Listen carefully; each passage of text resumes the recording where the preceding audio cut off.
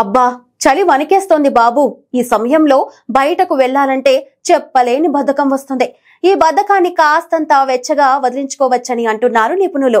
ఈ చలికాలంలో టీ అలవాటు లేకున్నా సరే ఉదయాన్నే కాస్త వేడిగా ఉండే టీని తాగాలి. అందులో కొద్దిగా అల్లం దట్టించాలి. ఇది శరీరాన్ని ఎక్కువ సమయం వెచ్చగా ఉండేలా చేస్తుంది. అంతేకాదు, ఈ చలికాలంలో మనలాగే జీర్ణశక్తి కూడా కొద్దిగా మందగిస్తుంది. జీర్ణశక్తికి అల్లం బూస్ట్ ఇస్తుంది. టీ మాత్రమే కాదండోయ్, ఈ చలికాలంలో కాస్తంత మసాలా దట్టించిన ఆహారాన్ని కూడా తీసుకోవాలని అంటున్నారు. మసాలా అని చెప్పి కారం ఎక్కువగా ఉండే ఫుడ్స్ తీసుకుంటే వెచ్చదనం ఎలా ఉన్నా అల్సర్ వచ్చే అవకాశం ఉంటుంది. ఏం తీసుకున్నా సరే మితంగా, గీత దాటకుండా తీసుకోవాలి. కేకులు, బిస్కెట్లు తినే అలవాటు ఉన్న వాళ్ళు అందులో కాస్త దాల్చిన చెక్క పౌడర్ ను యాడ్ చేసుకోవాలి.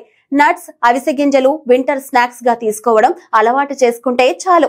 ఈ చలికాలాన్ని వెచ్చగా ఆస్వాదించవచ్చు.